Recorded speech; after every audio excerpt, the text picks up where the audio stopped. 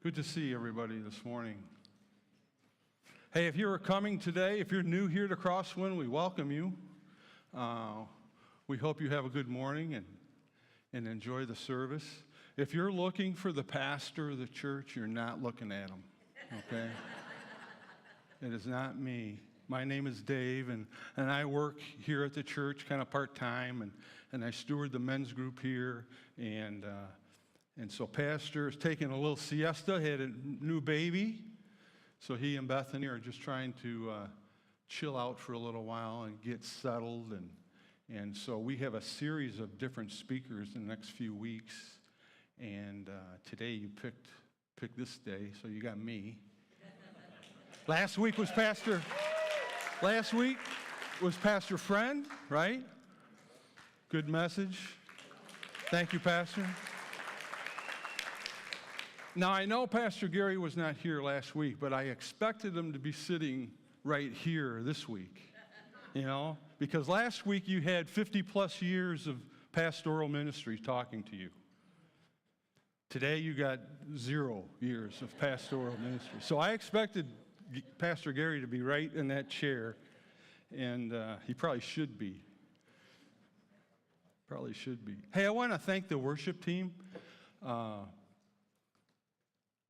I have an opportunity once in a while to see what goes on behind the scenes and making that look so easy, but there's a lot of work there. So would you just give a round of applause to everybody? There's a lot going on during the week to make that look just like it was nothing, but it really is a lot of work. So, and a lot of technology involved in that. So yeah, thank you very much. Have you ever had your first child got their driver's license? Ever had that? Yeah. 16 years old. What was that, unfortunately? Yeah. And they're about ready to run to the store for you for the first time to drive by themselves with their brand new driver's license, And they're ready to just run out the door. And what is it that you say to them? As a dad or a mom? Say a prayer. You go right to the store and right back. Don't you go anywhere else. Don't you go to Jimmy's house because he's a bad influence. Don't you pick him up and drive around with Jimmy. Don't drive on that road because that's a busy road. You drive on the other roads. And you come right back. Don't you go anywhere else. Isn't that true?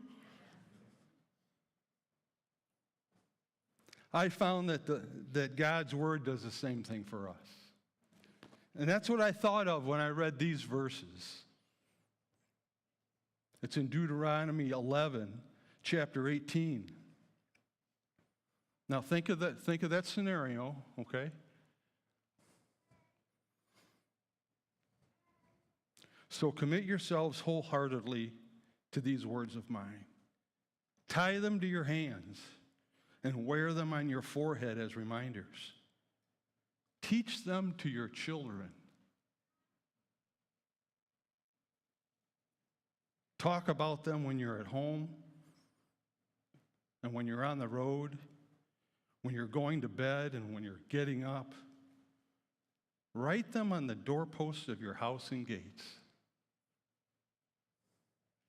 so that as long as the sky remains above the earth, you and your children may flourish in the land the Lord swore to give you and your ancestors. Isn't that the same thing for us? Same thing. Teach them to your children. I got to take a pause here. I'm throwing something in that I hadn't really planned, but I thought of it just as we were singing worship music. Teach them to your children. So Renee and I have had the opportunity to have our first grandchild at home this week. It's been a blessing.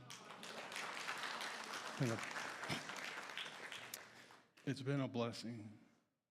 And so I've had the opportunity, his name is David. He and I have had the opportunity to sit on the front porch this week and have coffee while Mom and Dad take a chill. And I've been reading him this verse this week.